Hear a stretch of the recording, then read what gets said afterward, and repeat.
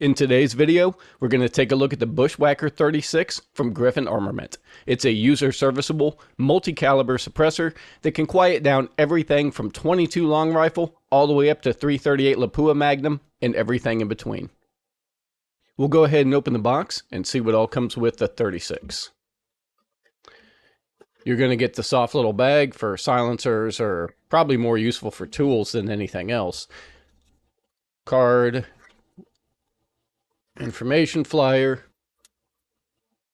of course, the Bushwhacker 36 itself, 3 different tools, your kind of multi-tool, and then spanner wrench multi-tools. You'll also get the piston housing, no piston, but the housing for it, and then a 5/8 taper mount muzzle device.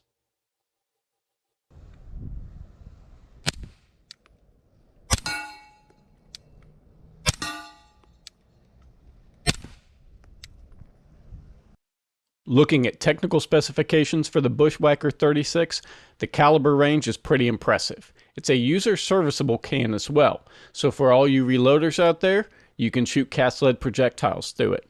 That also means you can shoot a lot of rimfire cartridges and not worry about .22 long rifle letting up a sealed suppressor. It'll handle the normal range of rifle cartridges from 5.56 all the way up to 300 Win Mag, but also larger stuff like .338 Lapua. In addition to your rifle and rimfire cartridges, it will also handle 9mm. So with the assembly right here, that booster assembly and piston, you could put it on a typical 9mm pistol. You can also run it on things like .350 Legend, or a lever gun with .38 Special, or .357 Magnum. In terms of length, it's going to come in at 7.2 inches. Diameter is 1.5 inches. Weight is just under a pound, with the Bushwhacker 36 coming in at 15 ounces. It is a stainless steel suppressor and has a black nitride finish. As stated before, it's one of the rare rifle suppressors that are user serviceable. It utilizes the Bravo, Omega, or Hub mounting system in the rear and interchangeable front caps that you need to take off to remove the baffles.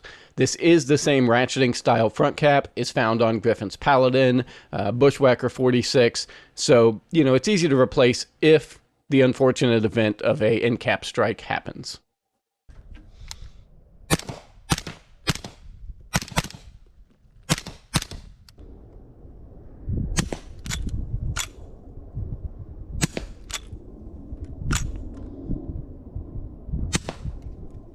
To disassemble the Bushwhacker 36, take the included multi-tool or a wrench that fits a castle nut on an AR-15. Put that multi-tool in the notches on the front cap. Once it sets on there, you're going to unscrew it, and there is a spring, so it's going to ratchet, and it takes a little bit of force. That just helps to keep the end cap from loosening up when you're shooting. Go ahead and screw that off, and be careful not to lose, damage, or disorient that spring. You'll then slide the baffles out. If they are dirty, it may take a little bit of extra love with a wooden dowel or nylon rod to get those out. The baffles are keyed, so you're going to see a little notch where they kind of click together. So when aligning them up, you'll put them together, kind of rotate them until that notch clicks into place. The rear portion, the blast baffle, will not have a notch. So if you put the blast baffle in front, it's going to rotate freely. If you've got one that keeps spinning, just move that to the rear portion of the silencer and you'll feel it click into place. To put it back together, simply drop them in the tube and then screw that front cap back on. It's very, very quick and easy. Do keep in mind, maintenance is really only needed for cast lead or .22. Just for normal rifle stuff or even jacketed pistol rounds, you probably won't ever have to clean it.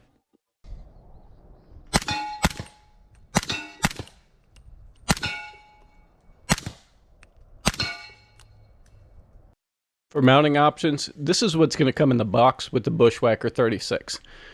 You'll have the Griffin Plan A taper mount installed, and then one 5/8 easy brake. The taper mount simply screws over their taper mount muzzle device, provides a good, simple, strong lockup without any parts that can wear out or mechanical failures. If you want to change the mounting systems, take the spanner wrench, put it in the notch of the mount, loosen it up, and just unscrew that mount out of there.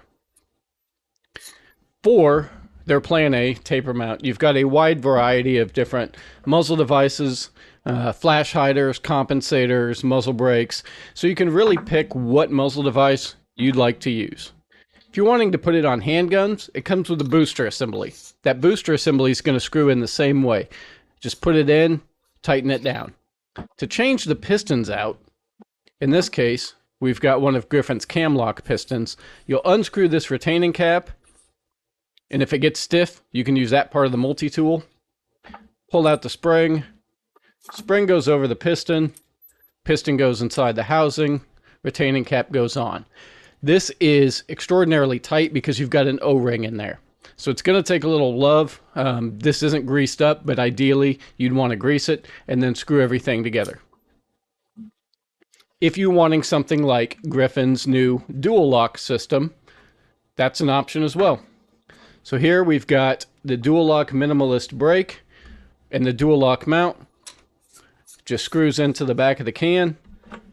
Again, use a spanner wrench to tighten it up. It's very, very easy and simple.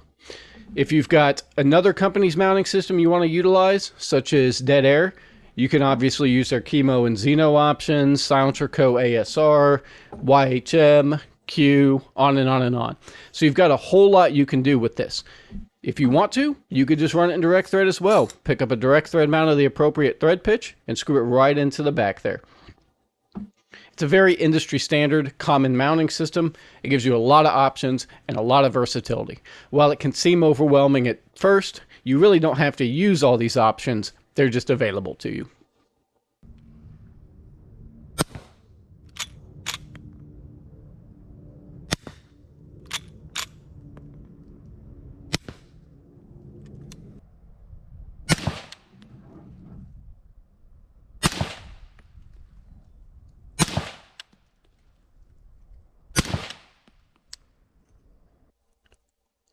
When looking at decibel reduction, on a 5.56 16-inch AR-15 using XM193 ammo, we had an average of 137.4 decibels, which is fantastic, especially given the 9mm bore size.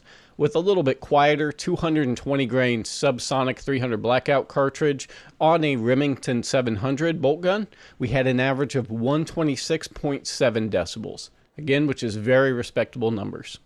When we move on up to a 308 in a Remington 700, using 147 grain ball ammo, we had an average of 139.5 decibels, which is pretty standard for rifle silencers when it comes to 7.62x51 or 308. On to 9mm, with a Sig Sauer P226 and 147 grain American Eagle, we had an average of 125.8 decibels, which is good for a dedicated 9mm suppressor. Hopping up to the SIG MPX using 147 American Eagle again, we had an average of 133.1 decibels. The Bushwhacker 36 did fantastic across the board. Usually multi-cal suppressors hurt a little bit given the bigger bore size.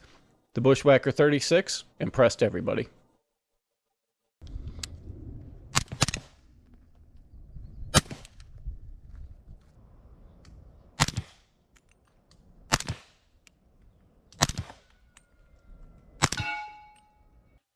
Overall, Griffin Armament did a fantastic job with the Bushwhacker 36.